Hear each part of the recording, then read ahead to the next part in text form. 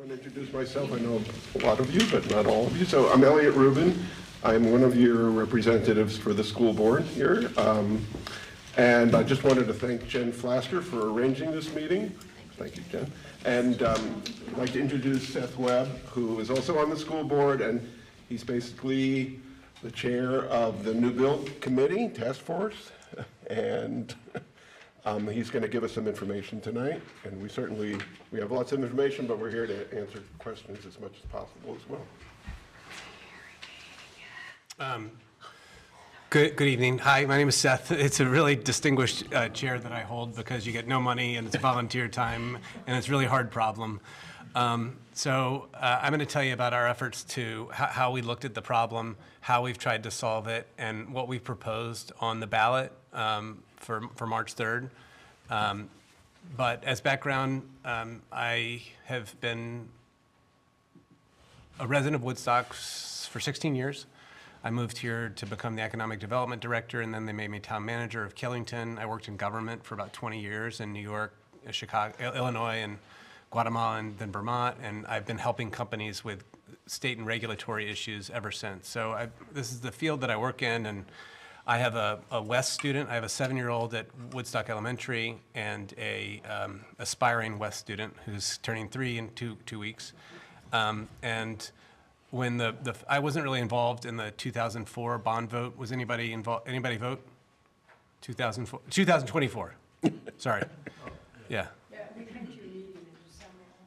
I remember some of the faces, so thank you for coming back. But anyway, I started writing stuff in the paper about what we should do, and I got a call from the school board, and they were like, "Hey, do you want to be on the school board?" That's right. I was like, "Okay," and they're like, "Hey, do you want to run the rebuild committee?" And so that was August, and I said yes. And essentially, I'll give you a quick summary. I'll give you the high-level summary of what we thought about, and then I'll go into more detail, and then I'll answer questions if that works. You know, essentially, we had 3 bad choices. We had, when I joined in August, it was the community had said no to a new build. The vote failed by about 10%, and the primary reason it failed was cost. Costs were going up, inflation was rising, tariffs had come into place, and there were a lot of upward pressures.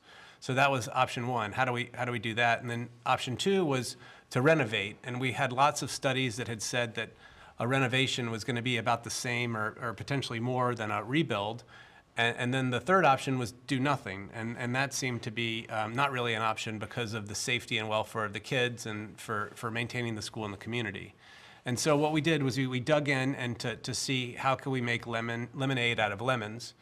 And we had been following what was happening in Montpelier. You know, we're like, how are we going to bring the cost down? How are we going to bring costs down? So the first thing we did was we said, well, Act 73 is happening, school education reform, education funding reform. And one of the things that Act 73 called for was to restart school construction at the state level. And last summer, guidance came out from the Agency of Education that said, under the new reforms, eligible schools would be entitled to 20 to 40% of eligible school construction. So we're like, oh, wow, okay, so if we partnered with the state, that's one way we could reduce cost. So we started pursuing that, and we found that you needed to have a pre-approval for that, and you needed to have a bond vote for your match. And so we were like, well, we already have a pre-approval, let's see what we can work with. And then the next thing we did was we said, okay, well, let's see if we can bring the cost down on what the plan was.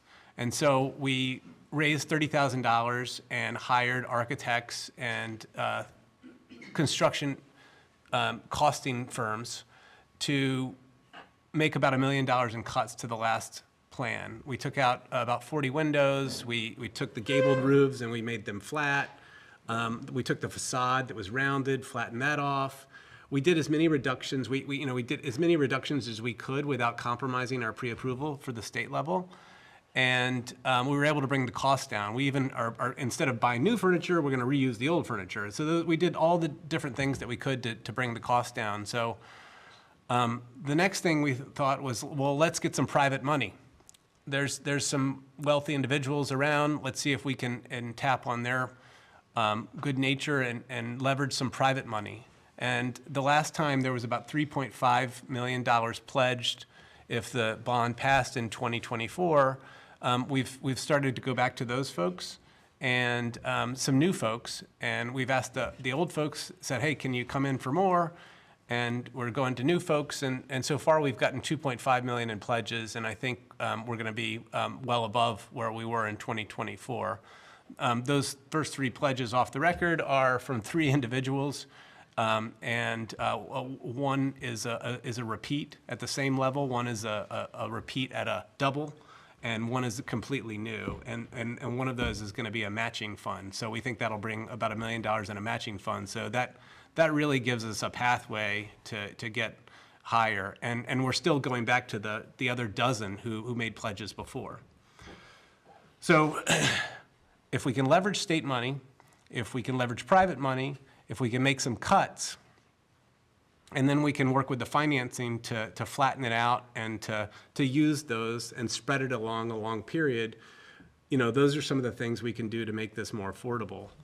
And so that's what we did, and what you'll see, and the other things that we did is we've advocated where possible using our bully pulpit to say, hey, if there's other revenue sources like additional taxes from second homeowners, we would support that, and I think the legislature's looking at that right now. I know to the extent that we can be helpful, we want to make sure that property tax exemptions for homesteads are raised. I think, Charlie, is the homestead exemption like $115,000 per household right now? Income, right? Yeah. And so, to the extent that we can advocate to get that higher and support the work of Representative Kemble, sorry, I want to recognize Representative Kemble, we'll do that. But what we've come down to is what you have is you have an explainer in front of you. Article 14, or Article 4, sorry, I've done 2 of these today and 6 of these this week. Article 4 ask voters to approve a $111 million bond only if 2 conditions are met. So that means that you would approve an overall project that would be $111 million, and I'll explain why we get to that number. But that we would only proceed if 2 criteria were met. One, we raise 25%. We get 25% of the bond costs from third parties, from federal, state, or private sources. So that's the equivalent of $28 million. That brings the overall local share of the bond cost from $99 million down to $84 million this time, okay? So that's a big reduction. If we can secure $28 million from outside, that brings the bond cost down considerably. That number includes the cuts that we made. And then the second criteria that you'll see on your explainer is we need to pass a law before we can do anything that would eliminate this double penalty on capital debt for school districts right now. In 2024, this is kind of a inside baseball a little bit, but the legislature put in place a provision that for the first time included capital debt in the per pupil calculation for budgets. If you're at all familiar with school budgets, basically there's a goal, there's a threshold in which you can budget, a per pupil threshold.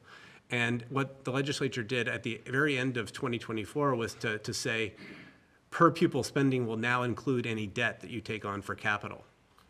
And that is really something that, and I think, I don't want to, I'll speculate that maybe the intent was to say, we're going to figure out school funding reform, we're going to figure out redistricting, we're going to figure out all these things, and we want to hold on until we figure out the system. I won't, maybe Representative Kemble can comment on that more, but, this vote is contingent on that law changing, because we can't proceed with a 2x penalty unless that passes.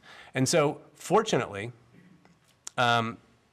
Representative Kemble and Senator Clarkson have sponsored legislation that has been introduced right now that would address that issue.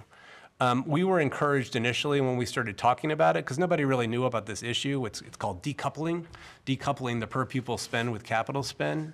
Nobody really knew about this issue, and then a lot of people started realizing, waking up and be like, oh, this is a big problem. Colchester said, hey, we don't like this. Windsor signed on to our letter.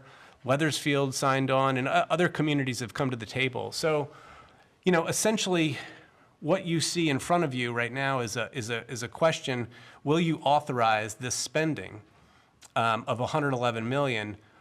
Only if we meet these two criteria, which would reduce the local share to $84 million. Now, let me just say a little bit more about the $111 million. Why is it $111 million? It was $99 million in 2024. Inflation and tariffs caused the cost to go up 13%. Okay, so that takes it up way above, it takes it above $111 million. But then we took $1 million off in cuts, which brings it back down to the 111. And then with the state funding, the private funding, and eliminating the penalty, we bring it down to 84. Yes, ma'am. I am not following you with the double penalty. Can you explain that again, what the double penalty actually is and how that currently operates? And I wasn't understanding what it was that was going on with that. So Yes, and I'll ask my colleagues here to help if they want to chime in. Essentially, and this is how I think of it, is we have a target budget per pupil. It's a threshold. And the state says you can only spend this much per pupil. Okay? And typically, historically, that number was all about like teacher salaries, keeping the lights on, keeping the operations of the school moving. Right? Any capital projects that you would take a bond on or take debt on were separate. They weren't counted towards that calculation. Okay, right. And so it was like you had your operating spend and you had your capital spend. Okay. And they combined those two. And so the effect is a 2x penalty because we would go so far over the threshold, we would have a 2x. There's actually two other items on the warning for this town meeting this year. What do we call it in the town school meeting. district? School. It's town. I was the town manager, so I always call it town meeting, but it's actually the school annual meeting.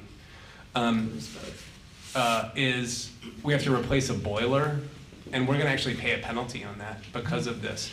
Unless Representative Kimball's legislation goes through, which would save us because it would make anything past it would apply to us. Basically, it would grandfather us in. So we're thankful to have the support in Montpelier, and we're hopeful it passes. But let me just say a couple more things. Article 4, I said it reduces the local share of the bond cost from 99 million to 84 million now. The new plan is designed really as a public school with public dollars. If you look at the building, the cost per square foot is over $100 less per square foot, $100 less per square foot than the new high school built in Burlington. Okay. It's $180 per square foot less than what was proposed in Barry, okay? And if you look at similar builds in Massachusetts, our cost per square foot is $260 to $400 less per square foot. So we really, this is not a fancy thing. This is I like to think of it as this is the 2026 version of our 1958 building that will last 75 years. And I'll give you a couple more comparisons if that would be helpful. And feel free to jump in with questions. That was great. What is, a question, why didn't you just get rid of the sports complex? How much does that cost? Why didn't we? Well, I don't think that was in the interest of I don't think the school board favored or the school community favored getting rid of the sports complex. I think what you guys got to look at is Vermont's losing population hand over fist.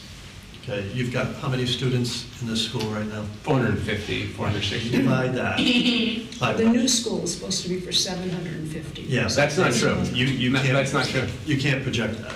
Vermont, in order to The school is designed That's for, what you said the last meeting, though. the school is designed for 600. That was before we had the final design. This is the school that's on the proposal right now is designed for 600. 600. Yeah. Which is, you do the math, that's almost a 4-year college degree per student, okay? okay? And you're not What is gonna- it? What is a 4-year? A 4-year college degree. You're What going is to be the- paying high school, to put people in a high school, $30,000 or $40,000 a student, which is outrageous, okay? Second, and these are just facts, okay? You've got people leaving Vermont in droves because they can't afford to live here. They can't afford to live here because the tax burden is too low. And also on top of that, they won't move here because the housing's too high. Now, you're all from Woodstock, that's great. You've got an aging multi-million-dollar population there. They're not bringing families in. You have to look around the surrounding area where we have to attract families to move here. Investors won't build housing here. It's not worth it. Businesses won't bring jobs here because they can't find housing, because the jobs don't pay well. You're not looking at the long-term picture here, which is bothering me. And this cost, I've built $100 million manufacturing facilities. A high school for $111 million is unheard of. And I am from Massachusetts, so. Well, how long ago was that you built? 10 years ago. But you're talking about inflation and stuff, that's fine. But, so how long is it going to take to build this building? The schedule is 2.5 years. Yeah, so by that time, you're going to go over budget, which is fine. Things are going to change drastically, but you're forcing people out of their homes right now if you put this through. They can't afford it. It's just not it's an affordability issue. I'm fine, hey, every child needs an education. You don't need a brand new school to give a good education. Where would you like them to go? So I'm just talking about this, but we can. You know what, why don't I finish the presentation? I'm going to try to address asking your these concerns. questions because I don't see how the numbers are adding up. I just Yeah, don't. and that's why we're here, at a public information meeting. Number one is, you're right, affordability. This is a terrible time to have to deal with this problem. I wish that in 1958, when they built the school, they would have started saving for it every year, so we wouldn't be facing this decision. But I think there were a lot of reasons that didn't happen, that came before all of us. And what I have been looking at is what is the most affordable way to do it. And with all due respect, I spent 6 years in Killington, and I've worked all around this region. And I've worked in a lot of different communities around the country and in the world, and I'm very sensitive to the affordability issue. I'm an only child of a single mother, with a deadbeat father. I understand what it's like to come from a different place.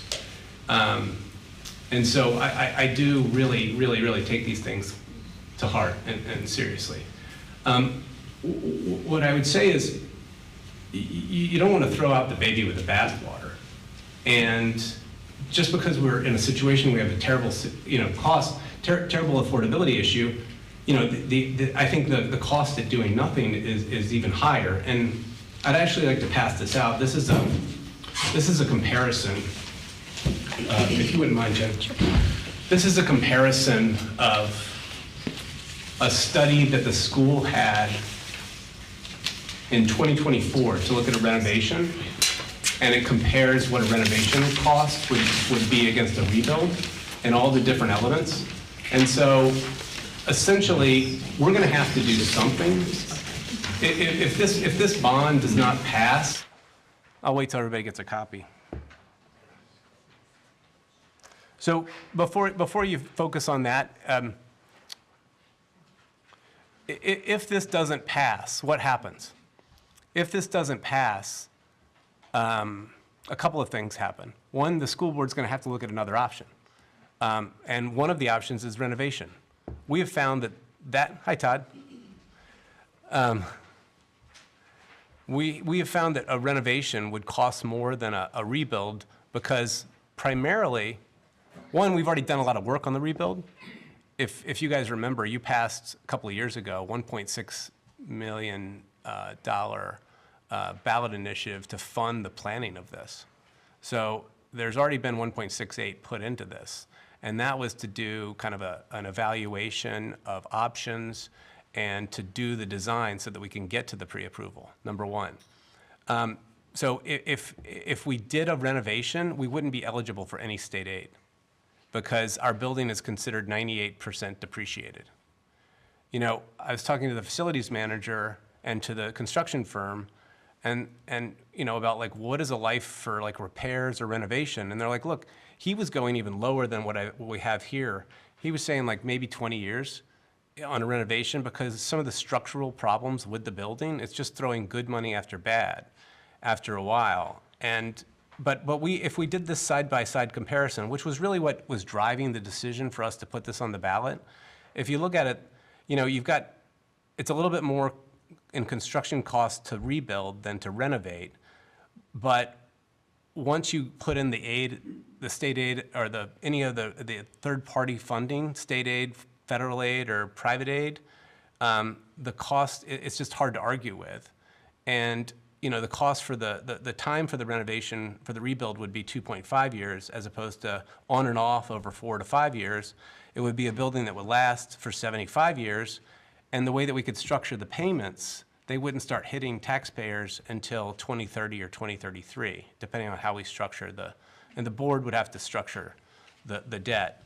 But if we did a renovation, that's going to happen right away. And we already know from spending several $1 million over the last couple of years of playing whack-a-mole and throwing Band-Aids on the solution, that it's very disruptive and it's very costly to go the way that we're going. Yes, ma'am. I'm curious, so how many years would we be paying off this debt? And is there a plan to then start saving for 75 years when we need to rebuild the school? You know, you said it was a mistake last time. When do we start that process, or has that been considered, so that we don't leave people in the future with the same problem that we've been left with? Yeah, it's a really good question. You know, It's usually a 30-year bond. well, yeah, I know the answers. I was just having to see a moment. It would be a 30-year bond, actually. Thank you. It would be a 30-year bond, and in terms of saving, at the municipal level, we were able to pass restricted funds and to be able to save up capital funds. We were able to go and say, how much are our facilities valued at? How long are they going to last? When am I going to have to replace it? What's the replacement value going to be when I have to replace it? And you could start putting away for that. And there was a legal mechanism to do that and have that capital fund. We don't have that same luxury at the school. We're required to take any money to offset taxes. And so saving up for the capital funds is not the same. You don't have the same ability at the school district level, because you can only save a little bit. So there's a mechanism to save a little bit, but not like I would like us to do. And so I think in order to have that, we would have to look at a little bit, I mean, that's something we'd have to look at with Montpelier, I think, in terms of changes. Yes, ma'am. Can you just address, I have two questions, but I'll ask this one because it's pertinent to what she was saying. If we're only paying, or the townspeople are only going to be obligated for 84 million of the cost of the project, why are we raising a bond for 111 and 9? It's a great question. It's a really great question. It's because the way that the aid is structured, it's a reimbursable. So you have to. So what you're saying is then, because essentially what happens, it's a 30-year bond, we pay off X amount per year. So the state would be paying alongside us, because you can't prepay these bonds. Yes, ma'am. So that's how. So the way it would work. The municipal First of all, bonds. I just want to be very transparent here. There's a lot to do. This is like we're swinging for the fence on affordability here in terms of what is the best option and how to get it. But there's some unknowns, right? We have to get rid of that penalty at state legislation. And the other thing is the legislature has to fund the school construction fund. They've set it up. They've started to put some guidelines in place. And there's been some discussion. The governor identified one funding source. We're not sure how crazy he is about that. He talked about the estate tax. We've heard from other high-ranking legislators that they're looking at second homeowner taxes or wealth tax. And so that funding has to be in place. But so how do we know? So I'm gonna get to you. I'm just trying to give you context. I'm really concerned that if we approve a bond for 112 million. We don't know when, we don't know, the townspeople are gonna be upfront paying for the bond repayment schedule until whatever happens. I mean, the state could pay for it 20 years down the road. The way that. And so our taxes are going to go up for the 112 million, not for the 84 million. Actually, if we have to, the way that the question is structured, we have to have 28 million, we have to have, that granted to us. And But that then would why get- have the bond be for the full amount? Because that's how the grant's structured, that's how the law is structured. So we're just following in order to get, you have to say, we're gonna pass a bond and we're gonna support it, and then you have to get a grant to go against that bond. That's how the grant program works. So the tax base, like you're saying, Oh, no, I understand. We went through this in I know. Plymouth. We have a municipal bond. yeah, so the taxes will go up on the 111 million, not the Exactly. 84. Exactly. So this is kind of double speak to me. Right. Do we know how much our property taxes will be impacted by this bond? So it's not double speak, actually, because if we have the funding, the 28 million on, we're only pulling locally for a certain amount. We don't have to pull as much as we have the authority to 84 borrow. 84 million. What's that? Yes. And so what is again, ask how much is this going to affect people's taxes? Do you know? It's Do we great. know? So I can tell you a couple of things. One is a rebuild would be cheaper than a renovation, number one. I'm getting to your, so I'm telling you what I know. Number two is individual tax rates, and me to tell you what your individual tax rate is going to be would require essentially a crystal ball. There's about 25, there's essentially 25 elements that we would have to figure out. So what town are you in? What is your house value? What is your household income? Are you eligible for homestead exemptions? If you are eligible for homestead exemptions, there's 10 different categories within that. What's the CLA in your town? When was the last time there was an appraisal? What's happening with state education reform and them changing the entire formula? Does this penalty go away? Like all of these different things. So what is inflation? It's the ATM, the whole complex formula with the state, right? No, so I'm saying, and then you're gonna say then the question is how can we predict that tax rate with all of those things, 3 to 4 to 10 to 20 years out, and I can't, I wish. Why would we vote on this knowing not how we're going to be, you could say one thing, but then another thing, our taxes are going to go up $5,000 a year each. I'm just throwing a number. How would you expect people to vote on that with all this uncertainty? You've got to give a number. I mean, that's like saying that you shouldn't buy your house without knowing what your taxes are going to be for the next 20 years. You just don't know. Well, we do, I don't want my real estate taxes going up knowing that I'm investing in this bond without knowing at a minimum how much it's going to help, and they should be able to calculate that. But It's simple accounting. I've been in the business long enough to see. You don't know what it's gonna go up even without the bond. Right, I think one other point is that we're gonna be paying for schools no matter what, whether it's our own school, or if we don't have a school, then we're gonna be paying that to another school district. And I think, so there's a bunch of questions, and I want to get to all of them. The gentleman up here has a question. I want to just echo on Jen's point. If we don't do anything, I showed you rebuild versus renovate. Right. If we don't do anything, we don't take care of the school, and the budget pressures increase on the state and redistricting goes forward, just so you know, our school board goes away. We're absorbed into a larger district. We have 1,000 people in our district right now. We go to win in a district about 4,000 to 5,000. We have less of a seat at the table, and so all of a sudden we're in a district of 4,000 to 5,000 kids, and it's a much more competitive environment for capital funding and for priority. And if budget pressures are higher, there is a world in which It's like, oh, let's skip this. And the other Let's kill this building. point is that all the talk about redistricting, if we are gonna be doing a renovation on a school that's gonna be taking us 5 years to do, and it's in bad shape, we're not gonna be chosen as a hub. I mean, they are not gonna be. I'm going to go to this gentleman and then to you, Todd, okay? What I wanted to ask is relative to what you just stated. Last year, Governor Scott appointed a board to come up with a redistricting plan in a ridiculous short period of time, and it didn't happen.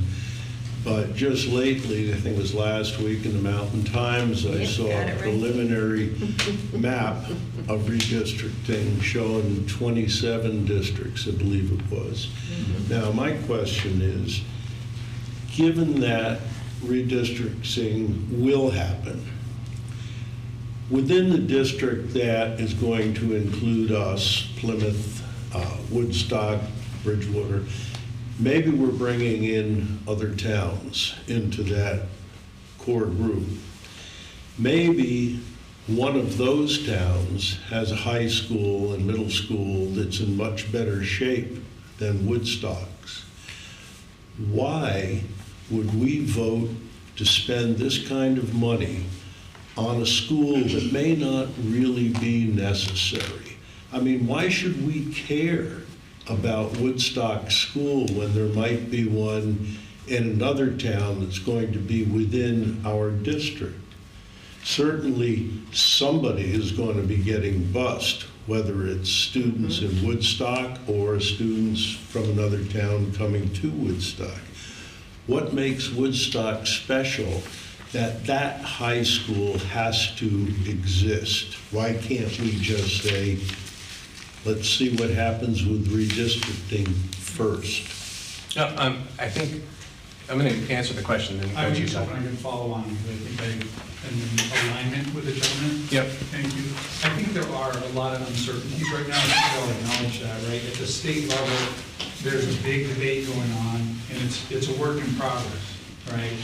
And I think we all acknowledge that, and I think, I ask myself, it's really a timing thing right now. You know, it's, have we contemplated waiting? What's the urgency? And I've heard the argument about local control. I think it's not a good road to go down, because if we as a town go down that road, Hartford can go down that road. What if all towns decide, hey, I want to have local control? Then we're not going to solve the problem as a state. We're just going to exacerbate it, and we're going to turn on one another.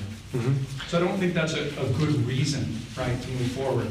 So my question is, have we contemplated waiting? Why the rush? So these are great questions. So it's just like, why would we support this when we could end up somewhere else and see how the cards fall? Or, you know, and why hurry? Our answer to this was, I think, a couple of things. One, and I saw your note in the paper too on this, Todd. One is the building's failing and we have to do something. So we have to act right now, because the legislature might redistrict, they might not. Like, the only thing that's been talked about so far is administrative consolidations, not facility consolidations. And they've been talking about, like, let's take the superintendents, let's take the superintendent staff, and let's, like, instead of serving 1,000 students, let's have them serve, you know, 4,000 or 5,000 students. So that's all that's been talked about thus far. Now, that's all that's been legislated so far. Now, will they go further? Maybe. Will they not? Maybe not. But all I know is right now we have this building that is failing and we have to do something.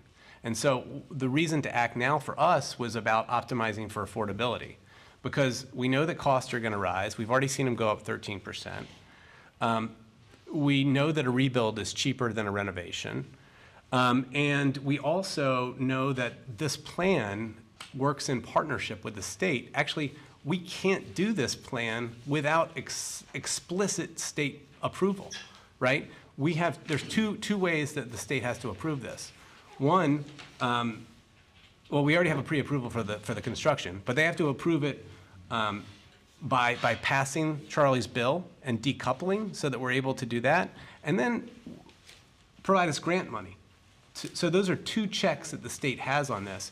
And what I will say is that Act 73 that was passed last year calls for a mixed funding solution, which is exactly what we're doing. We're saying, hey, we'll pay 75% of this locally, and we'll get 25% from the state, federal, and private sources. So we're following the guidance that Act 73 set out. And that's why, so Todd, we felt like we needed to go because costs are rising, we have to do something. This is the best way to go for affordability. And so that's why we're running. Now, to your question, is a little bit different, Bruce, which is like, why not just like wait and see how, I'll come back. Why not wait and see like how it goes? And you referenced the Mountain Times from last week. And I think what was in the Mountain Times last week was Representative Conlon. He's on the Education Committee. He put out an initial map.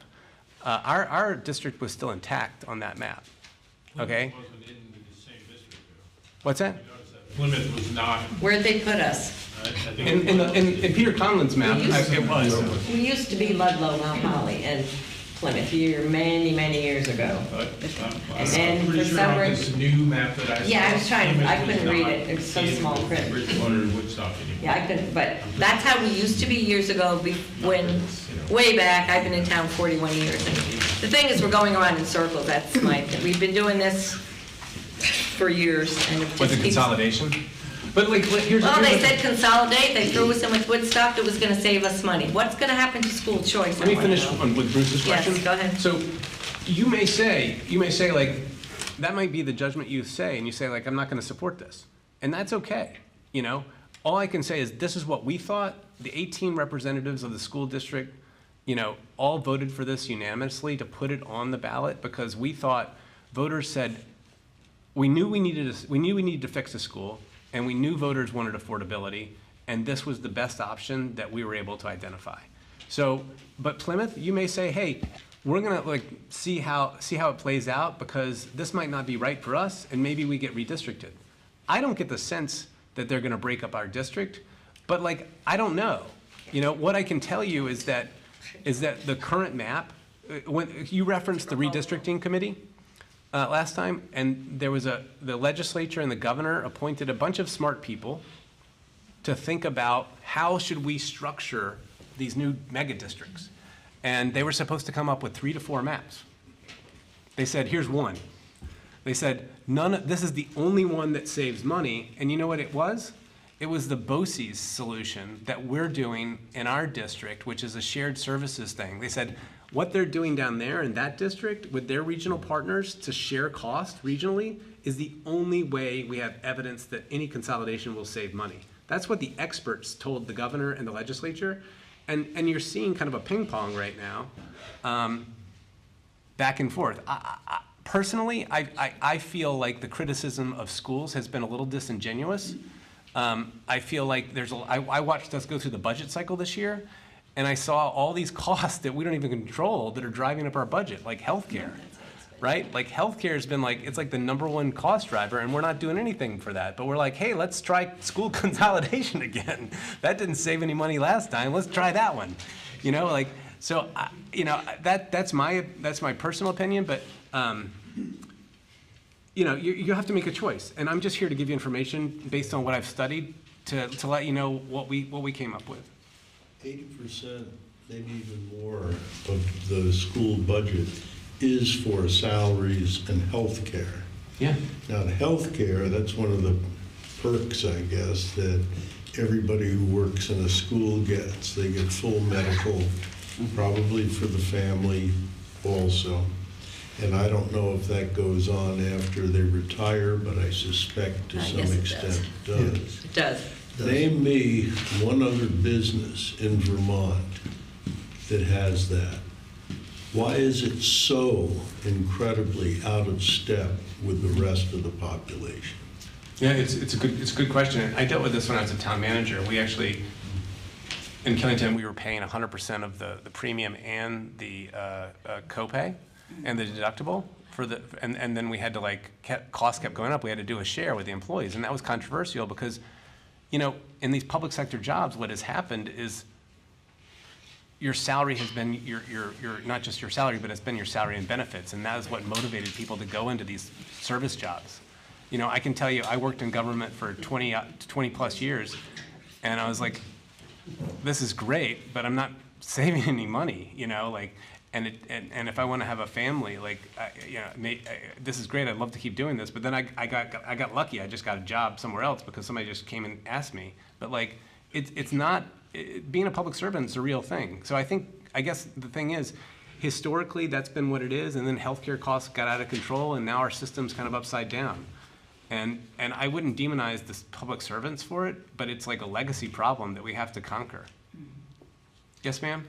I have two questions. First of all, on the health care, that's not true in state employees. State employees pay a share of their health care. Is that, no, I said in Killington. I know that, but I'm just saying, you said. For what he said, yeah. But you said that public servants don't pay anything. I didn't mean to say that, sorry. Okay.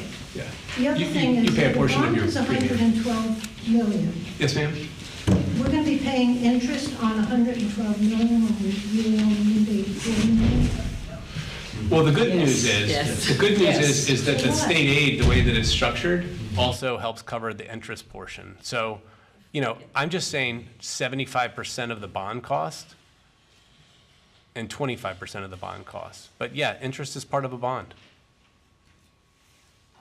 I wanted to go back to the renovation discussion that you had.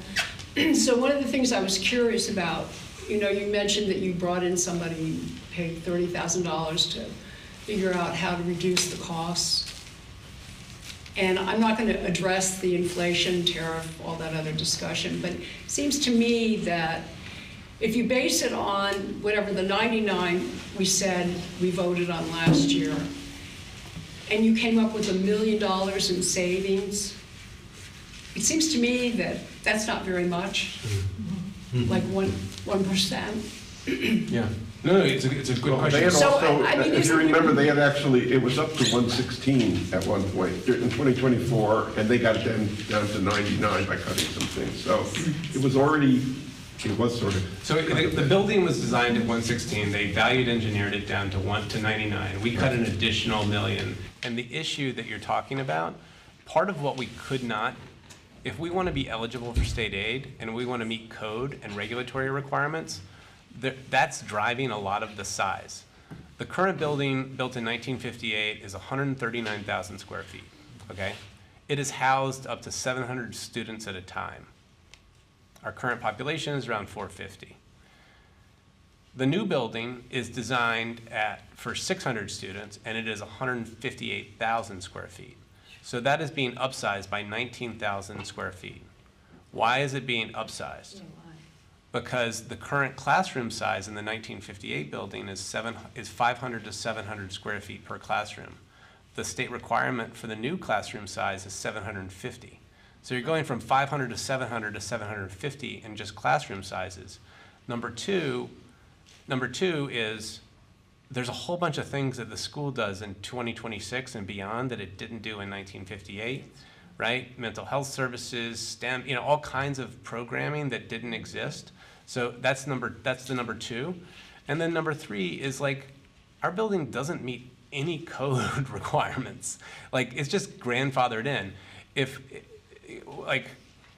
So we would have to, there's all kinds of stuff that we'd have to do in order to meet code. And we went through this building, the fire department in Killington. It's the same thing. Like, there's a lot of regulatory requirements that have to be met. So for those three reasons, we were limited in what you can and could cut if you're going to house 600 students. Yes, sir. Seth, why are we building just 600 though? I mean, are we assuming we're going to become a hub? Because I mean, overall, the state, we're losing population. We had a little bump up during COVID when people could work remote and they came up here. But we're not seeing that any longer. As a lot of folks realize, we're not a real economic powerhouse. Businesses are not rushing into the state. In fact, we're losing them. So I guess the question is, why are we shooting for 600? Why not just kind of go a little above where we are? That seems like a big jump from 400. 460, okay. 460, still a significant jump. Yeah, so the answer is, the current building has housed up to 700 students. And so when we went through the initial design and the back and forth with the state, part of the calculation is we need you to design to meet your historical average and then whatever your projections are. And it was actually a little bit higher, and we lowered it down to 600. But, you know, what we're seeing right now, and is there's a move in Vermont to regionalize education. Number one, we already serve as a regional hub. We serve 28 communities. And there, you know, we have 7 towns. Plymouth is one of them, and we have another 21 sending towns. So we're acting as a regional hub right now, and the building is designed to accommodate what we have, and plus a little bit of growth. And I do think that the trend is going to be towards larger facilities, more consolidated, larger facilities. That's what the tea leaves would tell you everywhere in Vermont. And so, you know, the guidance from the state, the historical, you know, numbers, the projections, the fact that we're serving right now 460, it's very, I mean, we could easily jump when we have people, it was funny, when, in November 18th, the Senate Education Committee came and spent the day with us. And we had all of these senators from around the state in there, and they met with the teachers, and they met with the students, and they met with the community. And I remember they were asking the students, "Where are you from? Where are you from?" And they were, you know, from all over. And this one girl, she was a junior. She's like, "I'm from Rutland." And there was two senators from Rutland. And they're like, "What? You drive here from Rutland? You drive over the pass?" And she's like, "This is a much better school than what, yeah, Rutland pays, you know, because they have school choice." Well, that's what I was going to ask you. That's my question. How many people are school choice people? And what if school choice goes away? Yeah. What is that good? I mean, how many does Woodstock have for school choice? Do you know? I don't know. Plymouth used to have school choice. My kids went to Proctor. Yeah. We no longer have, the town voted it out. I was just curious, how many students, you're saying 28 towns right now are kids, and for people to go. A lot of people go to high schools based on, each high school offers things a little bit differently. So Woodstock's known for its sports. A lot of people want to go there because they got a great sports complex. Yeah, and I really don't. And it's not so much academics plays a part, but Mill River was always because of their art program. Yeah, that's right. And their plays and their drama club, and that's each school has its little niche. We went to Proctor mainly because it was a smaller school, and I work over there. Yeah, I don't know the answer to the exact. I think Elliott's going to look for it off the top of my head, but I was curious because. Representative Kimball, do you want to say anything about school choice and how that's being considered? So much to say.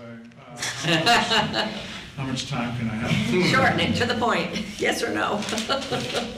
There's still a raging debate about school choice, and right now it was limited to now 18 public schools or private schools that would get school choice. So it's not just about school choice for public schools, it's also about private schools.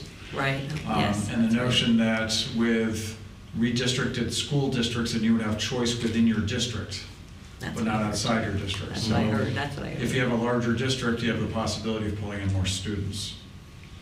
So that's the question, is what does that district look like? And that one map that was offered by Representative Conlon was a discussion point. Now the map wars have started to figure out what the districts might look like. So it's, everybody's got a map now. My intern came up with a map, which was not very good. So yeah, it's very much in a live debate. Yeah. I think isn't it 85 students that are tuition, something like that? That sounds right. I don't know. Could you address Bruce's comment, though, about, is there anybody that's looking at the whole state and the actual plant of the schools and saying, these are newer, these are older, and factoring that into the redistricting? And saying, like, we have a couple of really good schools here that we could, you know, if we could, I know it just adds another element in that makes it more complicated again, but economically. Yeah, I'm going to move up here. Yeah, please. So my name is Charlie Kimball, and I represent Woodstock, Reading, and Plymouth in the state legislature, and I serve on the Ways and Means Committee. She's recording it for television. Terrific. So if you're on a microphone, that's why. Oh, really? You want me to? All right. I didn't want to sit. Sit right up there, Charlie. I didn't want to sit up here. You're doing great, Seth. There you go. Thank you. Thank you. My name's Charlie Kimball. I represent Woodstock, Reading, and Plymouth in the state legislature. So I'm on the Ways and Means Committee and have served in the legislature now for 7 years with a brief 2-year hiatus. Anyway, so there's a lot of unknowns right now as to what those new school districts may look like, or even if they get enacted. So that school redistricting task force was charged with coming up with 3 maps, and they decided to promote this boards of cooperative education service as a different method, way forward. So there's a few things. First of all, teachers pay 20% of their health care premiums, just in case you're wondering, and they also contribute 6% towards their own health care retirement or retirement plan. So the teachers are actually paying into the system. So Thank you for clarifying that. yeah. The state in 2022 did an assessment of all the school facilities. First, it was a self-attestation. The school districts, every building was evaluated as to how, what kind of shape the school building was in. And that was followed up by an in-depth study of every facility by a company called, I think it's Bureau Veritas, and they went through and they looked at every single feature of a school and identified where the schools might be failing, where they were in good shape, and some were, they failed because they didn't have something like an updated fire panel. So those were immediately in need of being fixed. So it wasn't that the whole facility was bad, but as a condition, the facility didn't work.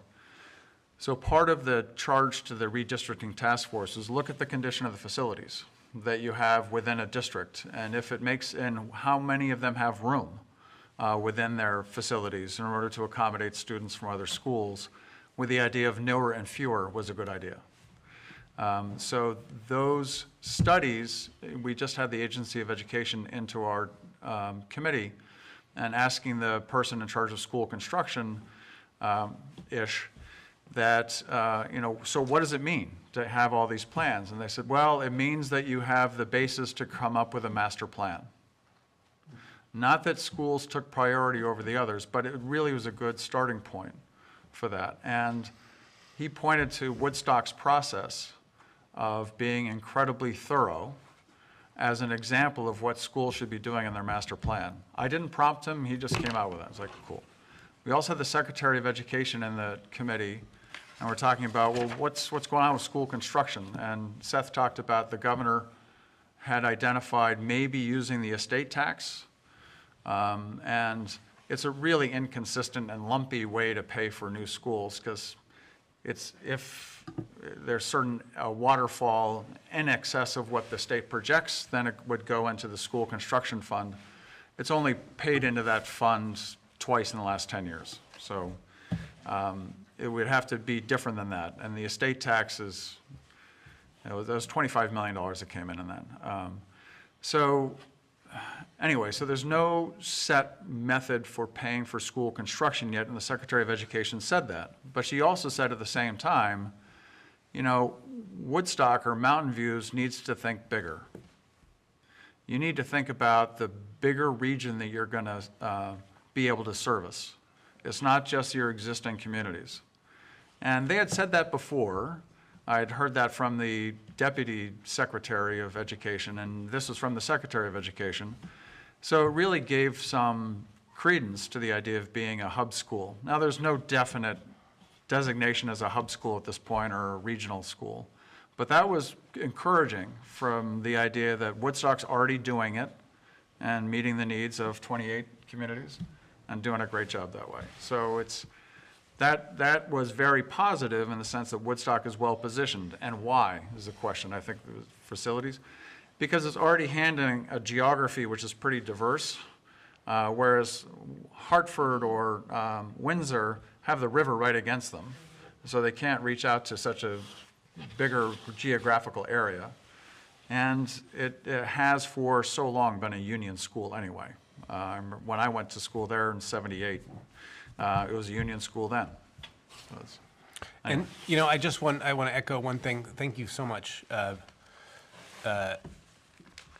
The plan that we have right now, 600 students, that could be expanded to 750, And if the state wants to, they could make it in the final design, have us the ability to add up to 1,000 students. So we purposely didn't over-design for what we have right now, and so that was a big question, like, what number do you want to go to? It's like, well, let's cover what we have right now.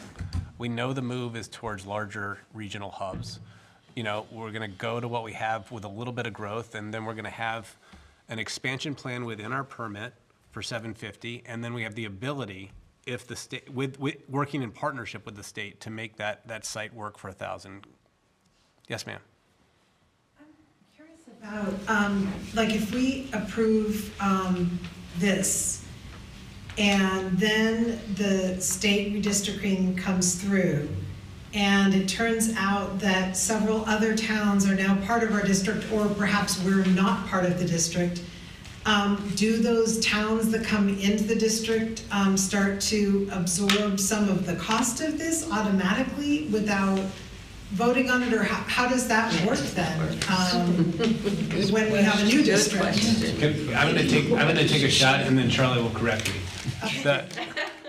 The answer is, if you're redistricted, you're gonna have to take on a prorated portion of the debt of the schools that you're able to access. You will always pay for a school, no matter where you are in Vermont. If we got more people to our district, the bond would be shared among a larger population, bringing our costs down. Now, that is a very hard thing to do, to come up with a calculation and to figure out a percentage, and it's politically a kind of a hot potato. So I don't know how fast it'll happen, but I do think we're in a much more likely position to be the recipient of more students if we show that we're ready to work in partnership with the state. Charlie, what did I?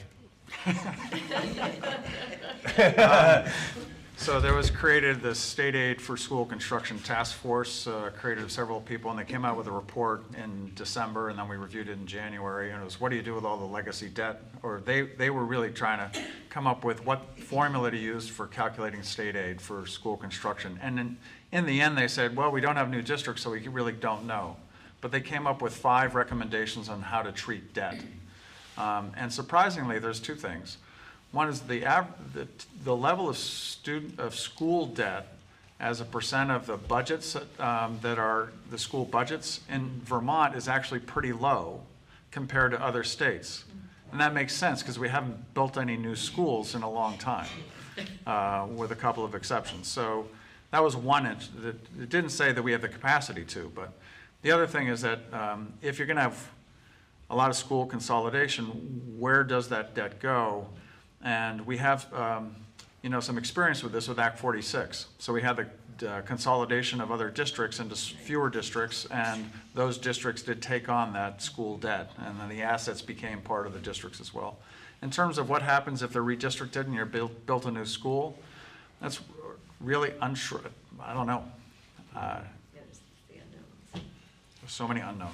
Yes, ma'am. We haven't asked any of the questions in the back.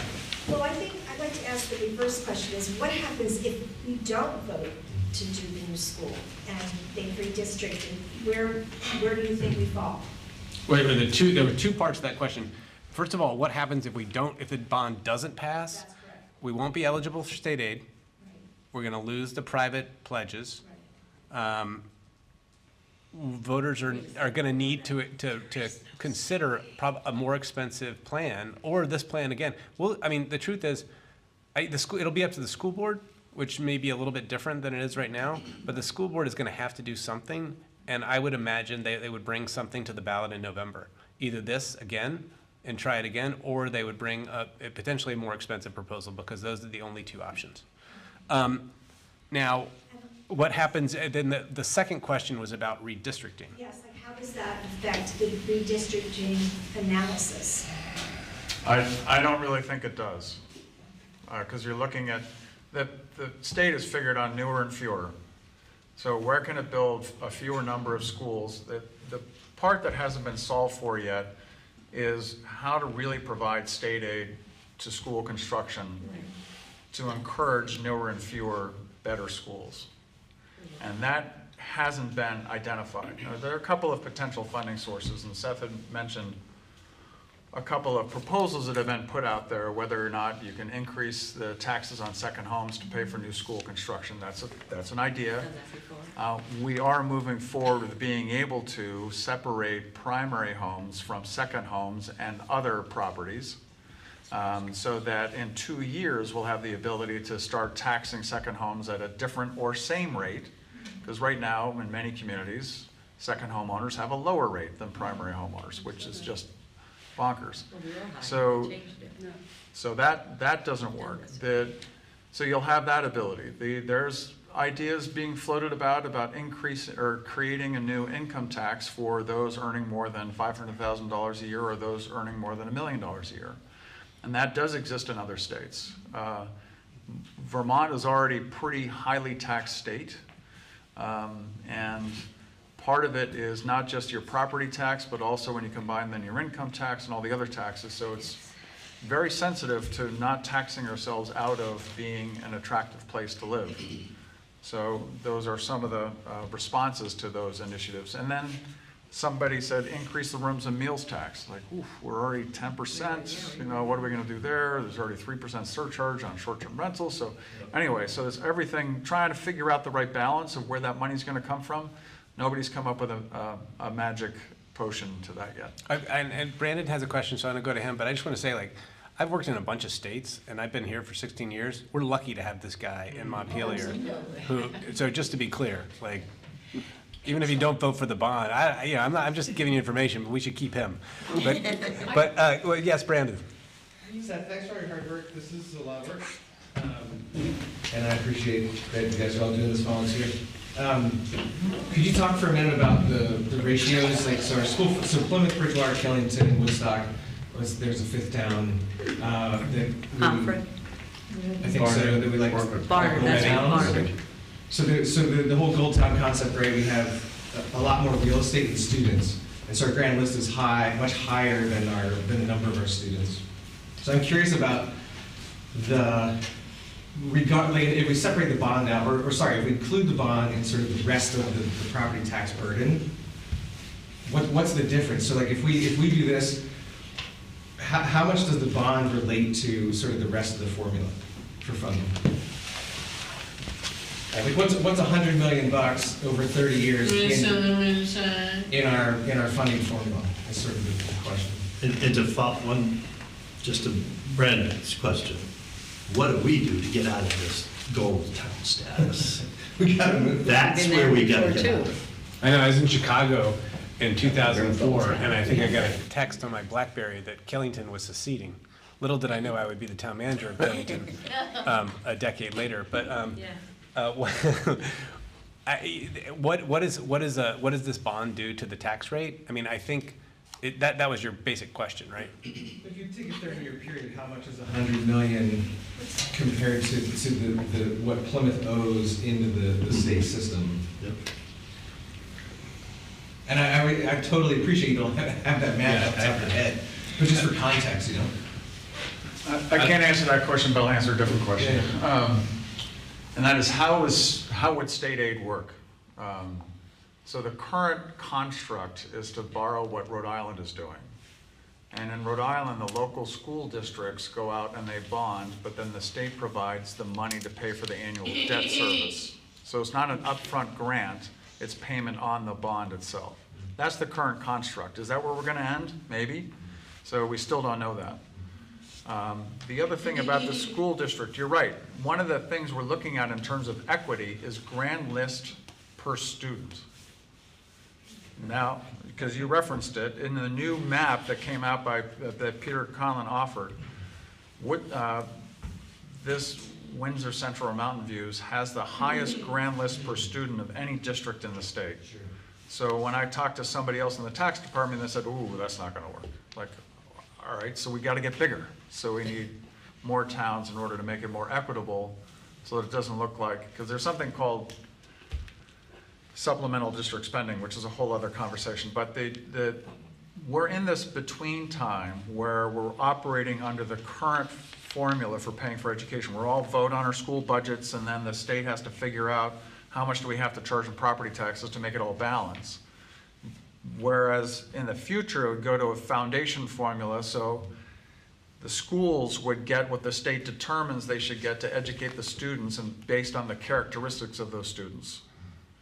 It's a totally different way of looking at it, and that's what was approved in legislation last year, but doesn't take effect until 2028.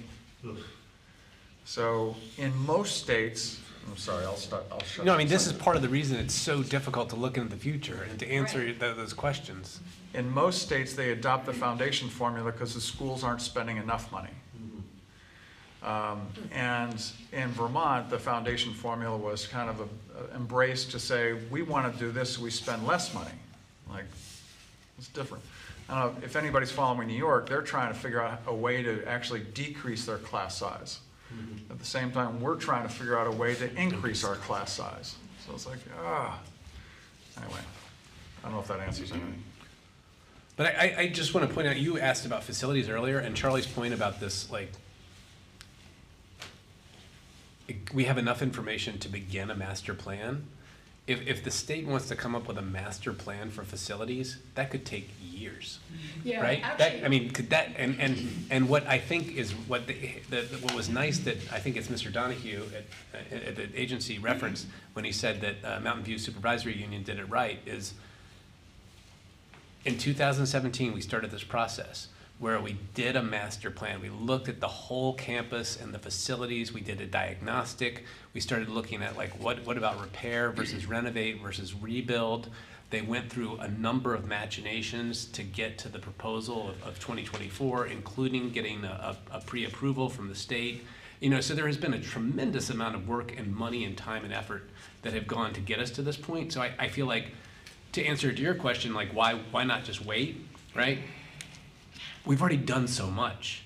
And so like, why not just go a little bit further to try to get, if they do, when they fund school construction and we have a need, why not try to get there first, get there early, you know, if we're trying to optimize for affordability. But yes, ma'am. I wanted Charlie's comments on, because the question I asked you about why do we have to approve a bond for 112 million when we're only going to be on the hook for 84, the local taxpayers. I kind of understood a little bit from what you were saying about how the cost would be allocated, or that, like you were talking about Rhode Island and how they pay for the bond payments and the interest payments. Is that what you're anticipating, that it might be structured like that? So it's kind of like if your kid buys a car and you're a co-signer, say you're going to pay for the loan. Kids kind of figured out how much they have to come up with. yeah, but I wouldn't. I don't want to co-sign it. Yeah, so I don't mean to belittle it, but I think that's really one of the best comparisons, because what you're talking about is the loan is for the full 111, but the actual amount that is going to have to be paid for by local taxpayers is net of the amount that the state is contributing towards it. Well, what I'm concerned with is, you know, we don't even know where the state sources are going to be. Yeah. And so we don't, you know, if it's 2.5 years and we want to start right away, we're in a rush. Yeah. And so we're on the hook up front for the whole thing. No, no. Because that's how the only if bond we get the payments 28 are million. structured. You start repayment. Right. But that's not what the question says. We don't incur the debt unless we get the 25%. We don't incur the debt Then why unless do we we get the have 20. to approve the full amount? Because that's what the state law requires in order to be eligible for the bond, for the program. Right, we have to vote on it in order I don't know to. enough about that, honestly. Yeah, But so I I don't- think that's the We right have to answer. vote on it, and if we don't vote on it, then we can't get the. We can vote on 84 million. But Charlotte, let me ask you a question. I want, you know, I really wanted to, and I spent my Christmas break emailing with lawyers and finance directors who repeatedly kept telling me no. I was like, I want to have the 84 million on the question, and they're like, you can't do that legally because we won't be eligible. And so like, I think that's So what will the pressure be on the legislators if we pass this, and that all ball will be in their court, right? I mean, in terms of the state, to supply both the construction and the decoupling, right? Yeah, so if the question is contingent on the decoupling from excess spending and also about having that other 25%. So The first is on the decoupling. So I think Seth did a good job in describing how that works right now. Right now, the excess spending threshold is incurred when your per pupil spending goes up over $16,400. And anything over that amount gets taxed twice, essentially. So the school is already above the excess spending threshold. So you're in the penalty phase already. So that means that anything can tie to the construction aid is going to be taxed twice. So by decoupling it, what it means is that all that school construction payments would not be taxed twice. The challenge that we have, first of all, Woodstock and Mountain Views is the poster child for why it should be done. Whenever I talk to anybody in the education committees or in the tax committees, they say, yes, we understand Woodstock's issue. Okay, fine. And they always say Woodstock, and I don't mean to not say the rest of the school district. So we need to do that. It hasn't happened yet, but we need to do that. So that the bill in the House is now in the Committee on Ways and Means. My committee just got there on Friday, so we don't have testimony scheduled this week, hope to do it next week. So we hope to ramp that up. The second part is on the state aid. And where is that now? Is that we don't have it secured yet. If it isn't raised, what happens? I don't know what happens. You've been talking to the lawyers. What happens to the bond if you have an approval and one of those things is true but not both? I don't think you go forward with it. Yeah. It's the question is contingent on satisfying both of those criteria, and so what that does is that those are what I affectionately refer to as cost containment strategies. Let's make sure we don't get taxed, penalized 2x for the debt, and let's make sure that we get 25% from external sources. And so if we do not satisfy those two criteria, we cannot issue the debt. So if we do not have that, so that's in effect, and I know you were saying like that sounds like double talk, that's just us following the rules and making the vote contingent on following the rules. I still have trouble with approving the full amount. I just do. It's out the door, and then it's like, oh, well, we got, there's two. Yeah. There's two questions. Bruce, you have a question, and then we'll go back to Brandon. There's a couple of other items on the ballot, and two of them, they concern maintenance that needs to be done. So this is in addition to what we're voting on, as far as a new school is concerned. So this maintenance, one of them has to do with heating, I believe, and the other has to do with septic. Are these two things going to be incorporated into the new school, or are they going to get tossed when the Well, the septic won't, but the boiler will. The boiler could be reused in other schools in the district. Yes, that part of it. I don't know about the septic. I mean, that's basically. The boiler would be reused, that's my understanding from the facilities manager, but the not necessarily in this school, but in other schools in the district. It's the same, yeah. 1958 it was installed.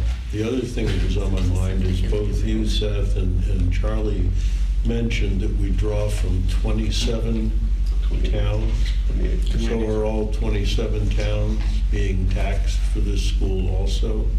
That includes. No. There's 7 towns that would share the cost of the bond. Right. 7? Right, so that's. The other is school And then choice students, correct? The other is school choice students. You're hired. Okay. Right? That's right, that's exactly right. No, I've been. It's the 7 towns, so the 7 towns, Been through this. Reading, Woodstock, Barnard, Pomfret. Right. So these other all the way to towns Killington, that- and then, but like, there's towns like, if you're sending from Pittsfield, Well, it wasn't, I didn't count Pittsfield, but non-accounting Pittsfield is like 41, and, So 41 students or. yeah, there may be, But- if you count Pittsfield, then that's a whole, that's right, Pittsfield. yeah. If But the other town pays for them towns, to come. 20 Right. more towns we draw from, do they pay a surcharge or anything to go to school here? Yeah. Yes. They do? Yeah, they Okay. pay the announced I didn't tuition know. rate to Woodstock Union Middle Right. School. It's $22,500, I believe. It's like when we had school choice years ago, we paid the towns where our kids went. Yeah. So We don't have that anymore. the the school takes pretty good track of the number of students and which towns they're coming from, what the Right. financial impact is. And I know this to be true. So there are a number of students that were tuitioning to Woodstock with the hope that the town would vote to build a new school. And those students chose to go elsewhere when the vote went down.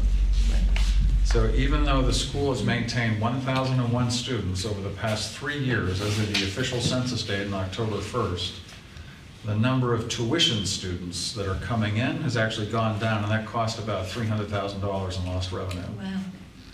So that's a real impact. I mean, the students that are opting to come to the high school and middle school. Then if they do redistricting those kids, and school choice goes away, then that's another ballgame. Yeah, so Heartland has school choice, and Heartland Yeah. sends students to Sharon, Hanover, Yeah. Hartford, Windsor, not as many to Woodstock as you would think. I think we get about 12 or Is so. that- I just have it here. We got about 12 in the, From Hartford, Heartland? From Hartford. Yeah, probably. Brandon had a question, and that gentleman just with the. Yeah, just, you said like 3, maybe 5 times, this thing that, the 111, the 84, you're saying that we cannot, even if the bond passes, if any of the state parts fall apart, we can't issue the debt, we won't, it's dead. Am I hearing that correctly? Unless we have secured the 28 million, which is 25% of the cost, we cannot issue the debt. Yeah. So we need to have, grant agreements for that. let's make a donation. Yeah, we're looking to you, Brandon. Yeah. And let me just tell Donate. you, anybody that wants to join the fundraising committee is welcome. Okay. Yes, sir? I'm curious, you talked a lot about the costs of the plan being driven by regulations that the state is imposing. I'm curious if there's any major cost drivers that aren't being driven by things that you guys have to comply to. Like, I've heard talk of sports complexes. Like, I haven't seen a breakdown of what drives that cost. So I'm curious if there's things that are technically optional, or we just say we really value them, but we're not mandated to have them. Well, we're providing the 2026 version of the 1958 school, to meet code. And when we say like regulations, it's like fire suppression, right? Right. There's no sprinkler system in there right now. So if we were to have a fire, technically that's to code because it's grandfathered in, but we've got It's roof support. I mean, we've got, like when you talk about like, there's just basic things. I'm looking at some of the notes from the builder. Just like in the lifetime of the building, worried about the infrastructure and the foundation. We were giving a tour of the facility the other day, and all of the sewer pipes are cemented into the ground, and the tunnels that you can access those panels are like, you have to go into some sort of manhole, and then you have to shimmy through, and people don't even want to go in there to maintain them, and they're becoming clogged. And it's both the waste pipes and the water pipes, Sorry to be clear, I'm talking about the new build, not Is the renovation. septic system included in the new build? Like, are there things in the new build? I'm not sure, hope so too. Is it? I don't, We don't know? if you think a gymnasium is excessive, or if you think like the redoing, replacing the football field, like is excessive, but I'm just saying we're not, like, one of the things was everybody would like to have a track because our track team runs around the graveyard, right? We're not having a track. We're not doing, anything that was a nice to have, it is not in the It was budget. also in the river corridor anyway. You spoke about regulation, you were talking about, that was classroom size, I think what, size, yeah, that's what was referring to. What's the per pupil classroom? I have no idea. I don't know, I was just curious. I just Are know there the square 20 kids in a class? Are there 30? Are there 10? I know that the square footage size. Yeah, I know it depends on the class, but I was just curious. But the answer is there's, beyond meeting code and providing the services that the school is doing and will in the future, there's certainly not excessive spending. Yeah. But I know you've had was there another question here? Yes, sir. Yeah, just wondering, so since this is going to be contingent on these two things, the state funding and dropping the double tax penalty, whatever, is there some sort of statute of limitations that we have to worry about running out? Like, after which time we're going to have to do this all over again because we haven't secured either of those two things, and now it's been 2 years, and it's going to have to come up again, and now the cost is higher? Like, is there, can we just wait out the clock on meeting those contingencies until whenever that happens, and then it will for sure go through? Or is there a possibility that it's like, well, it's been 5 years, and now we got to do it all over again? The answer is there's not a statute, there's not a sunset on this.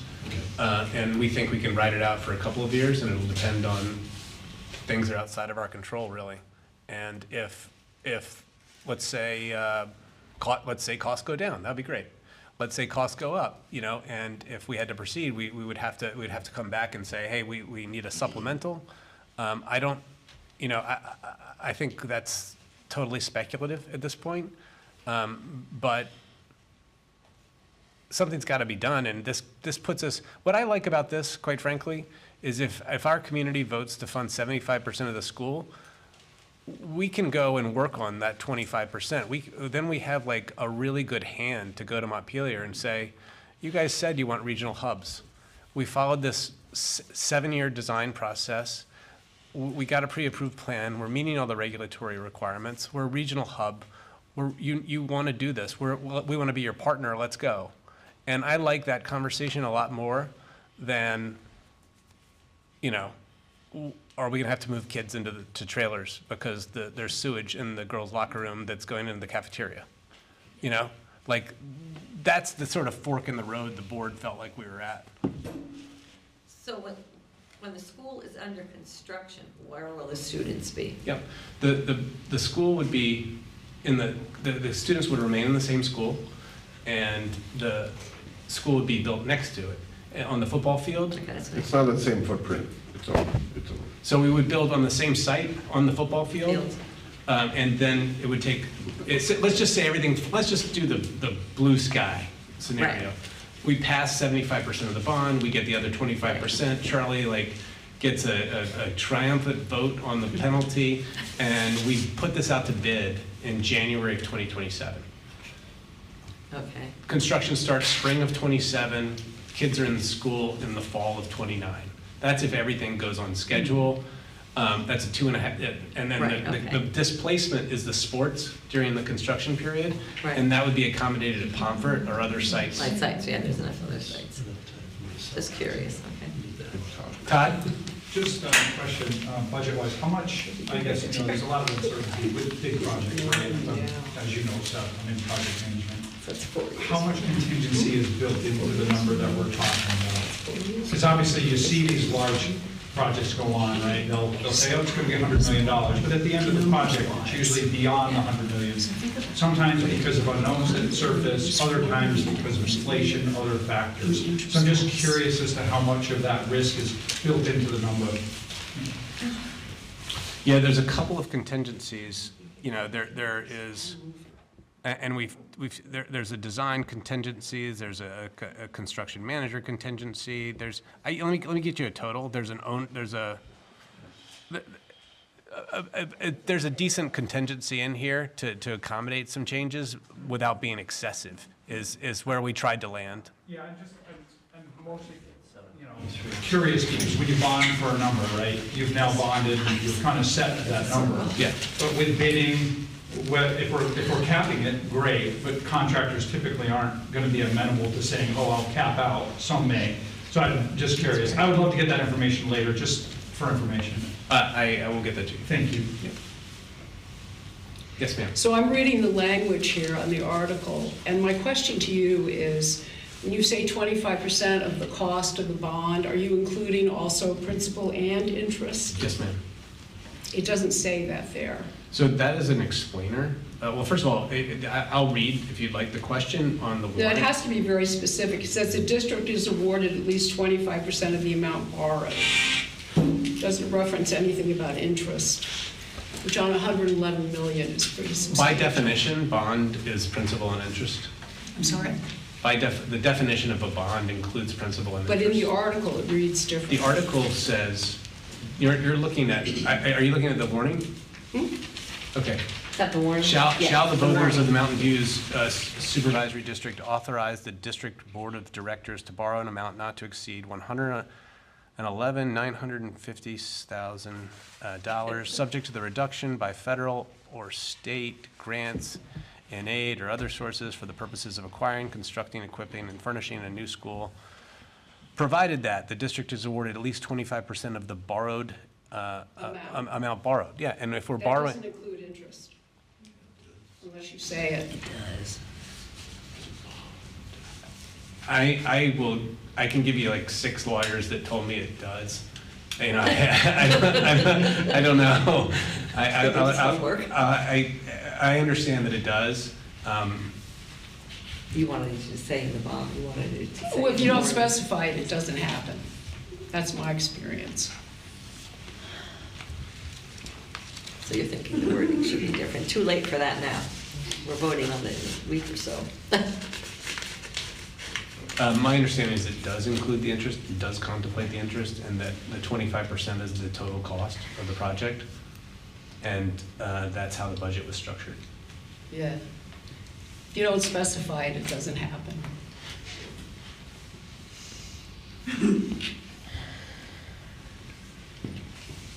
Any other questions?